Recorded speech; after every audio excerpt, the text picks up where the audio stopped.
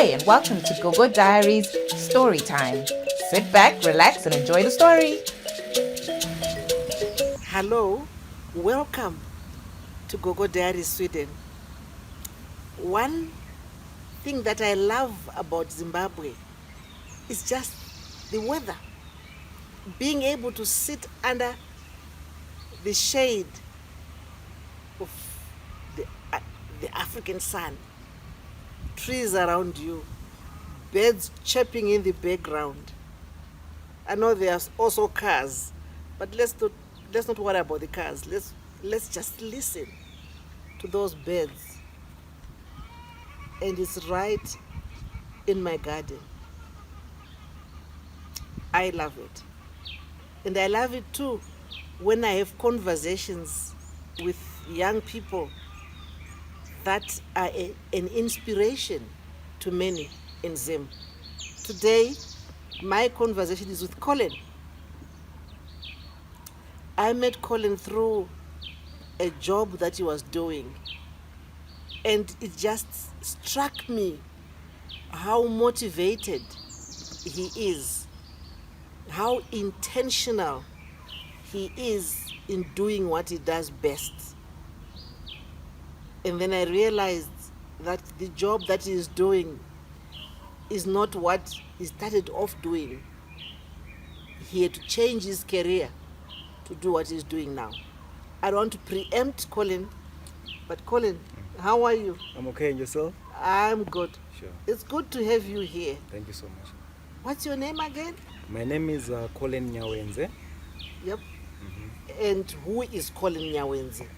I would say Collen is a young entrepreneur who just started doing his business in Zimbabwe. I would say initially I have a qualification. I would say qualifications in agriculture. By profession, I'm a crop scientist. So I have a qualification in crop science. I have a BS in crop science. I also have an MSc in plant breeding, and also a executive master's in business leadership. I would say that's my background. Wow. Yeah. So you are a crop scientist of note. Yeah, sure. If I go to the back of my house, to my garden, you can tell me what I'm doing right and what I'm doing wrong and how I should address it. That's true. Yeah, I would say that I worked for different companies that do agriculture. I would say the last one that I worked for was Kotko, the Collen company of Zimbabwe, where I was actually the national agronomist for Kotko. I was handling all the aspects that I have to do with cotton production in the whole country. So I think I would help you in the backyard of your garden. Wow. Yeah. Wow. Wow. I listened to that. And then I see the Colin that I came across. Yeah, sure. What are you doing now? Now I've got a company that is called Kodza Aluminium and Glass. I would say in 2019, in fact, when I started working, I had my savings up to 2019. Yeah. So in 2019, I imported a container of glasses from China. It was a 20-feet container. It had about 600 sheets of glasses into Zimbabwe. So that was my first importation. Then and this is from the savings. Yes, from the savings. From your job. Sure. So you're telling me that as you're working for Kotko, you were thinking, I have to prepare for my exit. That's true. Okay, we'll come back to that. All right. So you imported 600 sheets of glasses from China. It was my first time to import glasses, but I had to Google, I had to do some researches, so I got a supply in China, so the glasses came for sure. Then in that period, I had also paid for my aluminium profiles. They were so expensive, but I paid for a container, which was a 20-feet container again. From China? Sure. So the spacings of delivery for those two, the glass and the aluminium, was about 3-4 months in them being delivered to Zimbabwe. That's how I started my company, the Kodza Aluminium and Glass. Wow. Why did you make that decision? At what point did you say, I'm out? I would say, as young as I was, I would say as soon as I finished my BSc, I worked for about 2 years, and I wanted to do my MSc. It was at a company called Ada Seeds. It was doing Ada seed multiplication. So when I told them that I wanted to do my MSc, they said, you cannot do the MSc because you're working. We can't give you some off days. So I had to leave doing that job because there I was a research officer. I had to go and teach. I became a teacher for about 3 years, where I was able to do my MSc studies. So when I finished my MSc studies, that's when I got a job at Kotko.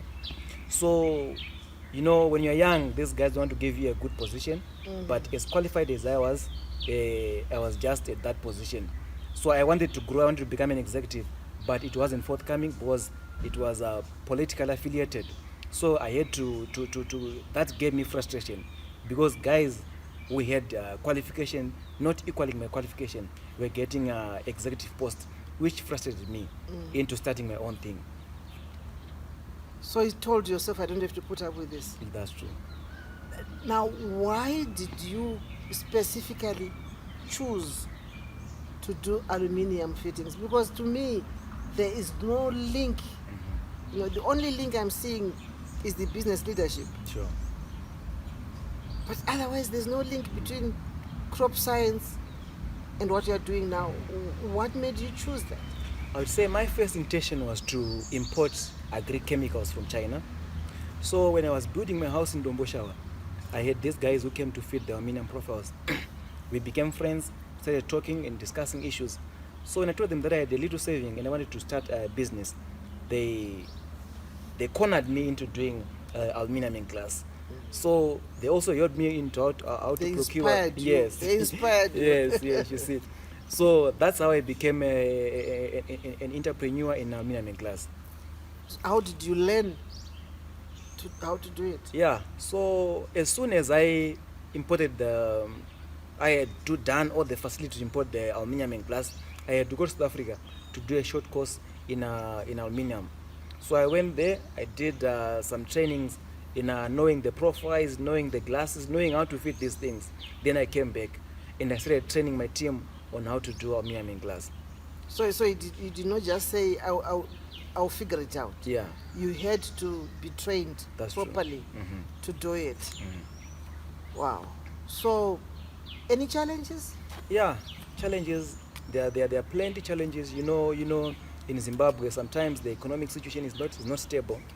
I would say my first challenge was in the payment of how to pay for these things abroad.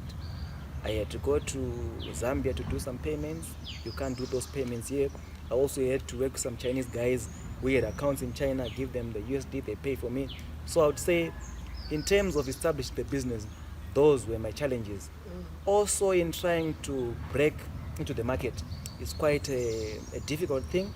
You know, the established guys who do aluminium, and it's difficult to persuade clients, bigger clients, for them to give you projects.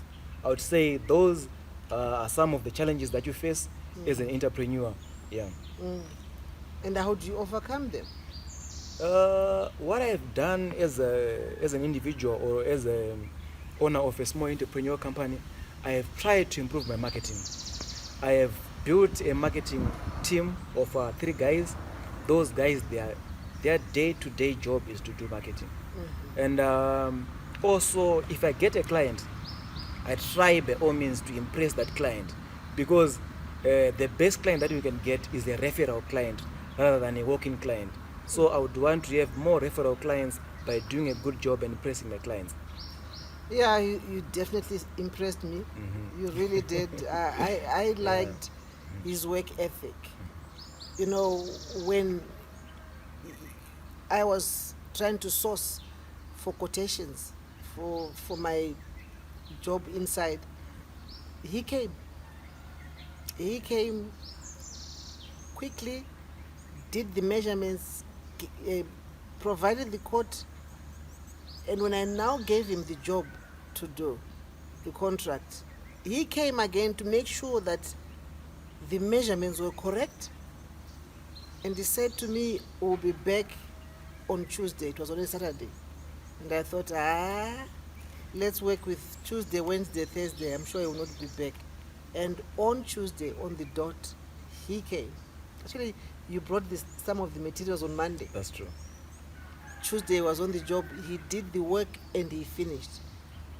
So that really impressed me, and I couldn't understand how you could have somebody like this in this environment. Because a lot of people make the mistake of thinking that the client is the lesser being. Yeah, sure. Yeah, you have to almost beg for them to do the job, but not so with you. Yeah. And I think it's the business leadership that you did Yeah. that is coming to the fore. So that stint as a national agronomist was not wasted. Yeah, it wasn't sure. Yeah. Yeah. So what are some of the lessons? Yeah. From my stint as an agronomist, I would say, as a national agronomist, I handled all the issues that had to do with crop science in the whole of Zimbabwe. So you work with different farmers, different complaints, different subordinates, so that can make you strong. You also know how to handle your clients, because your subordinate is your client, your farmer is your client, so you know how to handle those things. So I think it was a very good opportunity that I got from Kotko to work as a national agronomist. So they grew you. Yes. You were more robust when you now went into business. Exactly. Yeah. Yeah. That is interesting. For how long have you been doing this? I started in 2019, so it should be around almost 3 years. And you are managing to survive. Yeah, I'm surviving. I would say I'm surviving. Especially maybe this year, it has been a good year for me. I've had almost 3 big projects. I've had a garage in Kwekwe. I'm also doing some shops in Avondale. I'm also doing big houses in Pomona. So I think this year surely has been a good year for me. So and it's your break. Yeah, it's my breakthrough. Yeah, because people are getting to know you. Yeah, exactly. Yeah. That's very good. I'm really happy for you. Yeah. You are married? Yes, I'm married. I'm married to a beautiful wife, Miriam Wadzanaim Shababiri, and I got 2 kids, a boy and a girl. The boy is called She Jashab Akuzwe She Nyawenze. Then the girl is called Marilyn Ngawongwe She Nyawenze. Wow. Yeah. How old are they? Oh, my son is 5, and the daughter is 2. Is he the active one? The Yeah, one? the active. I remember him. Yeah, he that's has active so one. much energy. Yeah. He has so much energy. Yeah. And what does your wife do? I would say my wife, professionally, she's an environmentalist. She did a BSc at Monash in South Africa.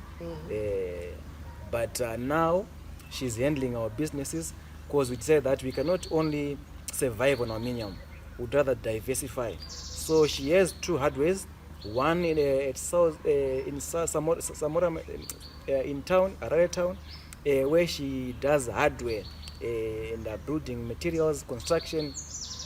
Then she also has another one in Domboshawa, a hardware, where she sells building materials. Wow. Yeah. You are a family of entrepreneurs. Yeah, sure. So does the hardware business feed into the aluminium? Yeah, not in terms of material wise, but now when the guys come to, we have our displays at both hardwares. We display our windows, we display our aluminium doors. Yeah. So when one comes to buy cement, whatever material for building, they end up asking for aluminium products. So we mostly get our clients from the base of the clients that come to buy building material from both hardwares. Wow. That's good. Yeah. That's good. Zimbabwe is a difficult environment, and you seem to be making it. Yeah. What is the secret? Yeah, I would say commitment. Thanks for watching, and don't forget to subscribe.